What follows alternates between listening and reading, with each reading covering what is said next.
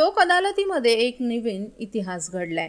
अमेरिकेत जाण्याची तयारी करत असलेल्या अभियंत्याच्या टँकरचा धडकेत मृत्यू झाला होता। या अभियंत्याच्या कुटुंबियांना खासगी इन्शुरन्स कंपनीकडून 4.5 कोटी रुपयांची नुकसान भरपाई मिळवून देण्यात लोक अदालतीत यश आले। अपघातात मृत्यू पावलेला व्यक्ती ही व्यवसायानं संगणक अभियंता होती। ती कांजूरमार्ग येथील एका खासगी कंपनीत कामाला होती।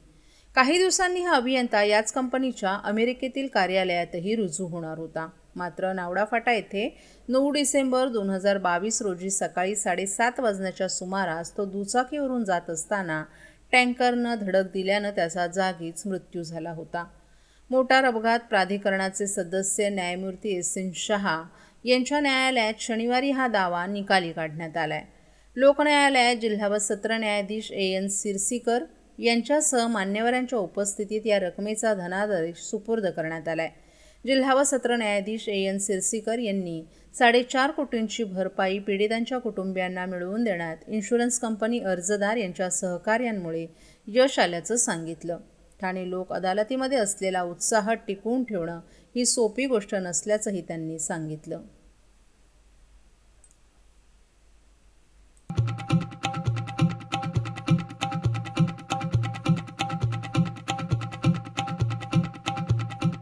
C.P. Goenka International School, nurturing talent at young age for scholastics, sports and performing arts in global perspective. Proud to have world toppers and country toppers in 10th standard Cambridge examinations.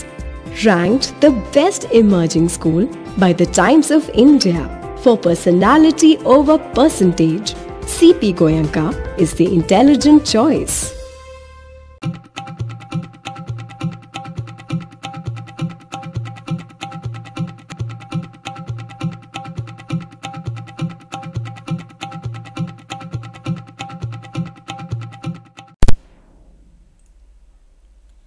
पाचशेहून अधिक वर्षांपासूनच्या जुन्या जीर्ण झालेल्या प्राचीन मंदिरांचा कायापालट करण्याचा निर्णय महायुती सरकारनं घेतला आहे। त्यानुसार राज्यातील 9 पैकी 3 मंदिरांच्या जीर्णोद्धारासाठी MSRDCनं 71 कोटी रुपयांच्या 5 निविदा काढल्यात। या निविदांना मान्यता मिळाल्यानंतर या मंदिरांच्या जीर्णोद्धाराचं काम सुरू होणार आहे। यामध्ये पुणे जिल्ह्यातील कार्ला येथील एकविरा देवी, बीडमधील पुरुषोत्तमपुरी तसंच कोल्हापूर जिल्ह्यातील कोपेश्वर मंदिराच्या कामांचा समावेश आहे। या निर्णयाची अंमलबजावणी करण्याची जबाबदारी MSRDCकडे सोपवण्यात आली आहे। म्हणजेच देवाभाऊंच्या नेतृत्वात महायुती सरकार आल्यापासून पुन्हा एकदा हिंदू सण आणि संस्कृतीला महत्त्व मिळू लागलं आहे।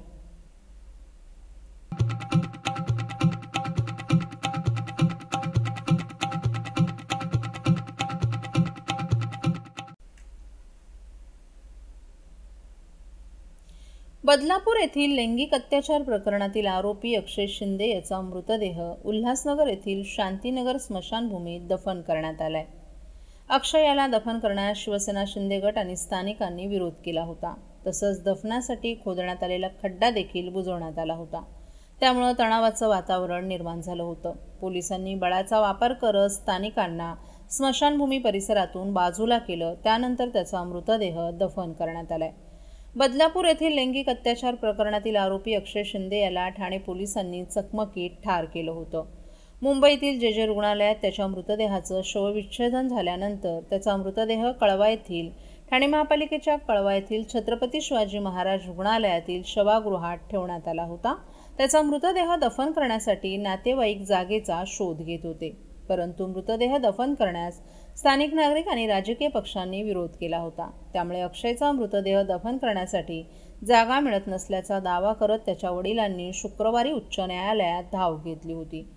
मृतदेह दफन करण्यासाठी निर्जन जागा शोधण्याचे आदेश न्यायालयानं दिले होते। त्यानुसार मागील 2 दिवसांपासून पोलिसांकडून जागा शोधण्याची प्रक्रिया सुरू होती, परंतु स्थानिकांकडून विरोध केला जात होता। अखेर उल्हासनगर येथील शांतीनगर भागात स्मशानभूमीत अक्षयचा मृतदेह दफन करण्याचं निश्चित झालं। तेथील स्मशानभूमीत मृतदेहाच्या दफनासाठी खड्डा देखील खोदण्यात आला होता। स्थानिकांना याबाबत माहिती मिळाल्यानंतर शिंदे गटाचे कार्यकर्ते स्मशानभूमीत शिरले।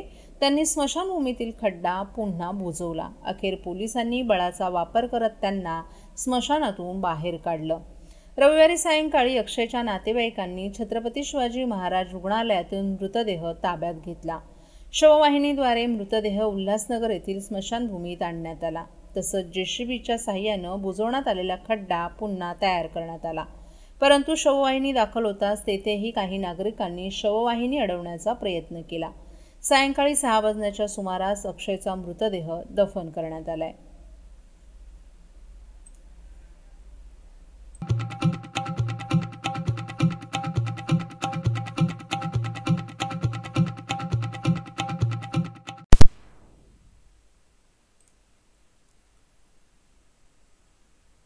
ओवळा येथील ग्लोरिया बँकेट हॉलमध्ये मकुंस प्री स्कूल गरबा नाईटचं आयोजन पलक अग्रवाल आणि मीनाक्षी शानबाग यांच्या नेतृत्वाखाली करण्यात आलं होतं. हा कार्यक्रम प्रचंड यशस्वी ठरला. 500हून अधिक नागरिक या कार्यक्रमासाठी एकत्र आले होते, ज्यामुळे हा कार्यक्रम एक यादगार संध्याकाळ ठरला.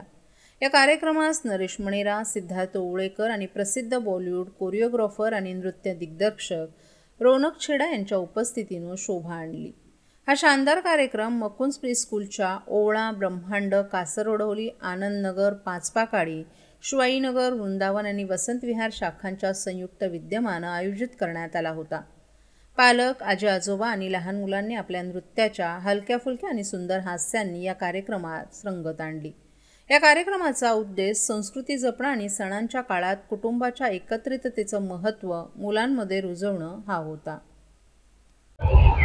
नमस्कार, मी मीनाक्षी शानबाग. इकडे मकुंस प्री स्कूलचं गरबा नाईट चालू आहे. आज आमच्यासोबत मोर दॅन 300+ पार्टिसिपेंट्स आले आहेत आणि मुलांचं, फॅमिलीचं सगळं एक मोठा गेट टुगेदर झालं आहे.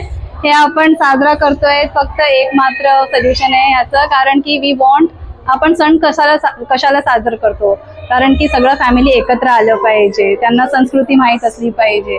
And that is the reason we are doing this at such a large scale.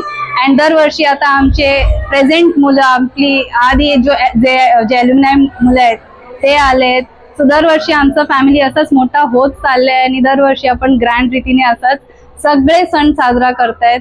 गणपतीचं झालं, आता नवरात्री आहे, पुढे दिवाळी असेल, क्रिसमस असेल, सगळं सण एकदम इम्पॉर्टंट आहे. आपल्याला मुलांना कळलं पाहिजे आणि याच्यासाठी आम्ही दरवर्षी तुमचं अभिनंदन करतो. या मकुंस प्री स्कूल गरबा नाईटला आनंद घ्या. थँक्यू.